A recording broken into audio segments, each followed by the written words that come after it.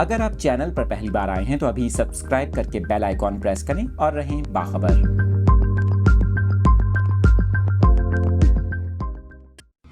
कराची का इलाका है फिरोजाबाद। अहम खबर शेयर कर रहे हैं आपके साथ, जहां पर मोबाइल फ़ोन ले जाने वाली निजी कोरियर कंपनी की वैन को लूट लिया गया है। आपके साथ ये अहम खबर शेयर कर रहे हैं कराची से।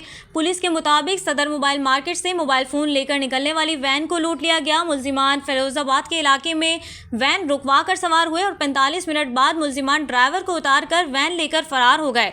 पुलिस के मुताबिक ड्राइवर की इत्तला पर ट्रैकर के जरिए वैन का सुराग लगाया गया, जो टीपू सुल्तान के इलाके से खाली मिली। वैन ड्राइवर का बयान कलम बंद किया जाएगा। आपको बता रहे हैं कराची में महंगे मोबाइल फ़ोन लेकर जाने वाली वैन लूट ली गई। वैन सदर से भारी मालियत के फ़ोन लेकर निकली थी। Saddar Karachi electronics dealers association Mohammad Rizwan Irfan का कहना है कि इस तरह की ये 14वीं वारदात है। आईजी सिंध से मुतालबा करते हैं कि ताजरों को तहफ़्फ़ुज़ फराहम किया जाए।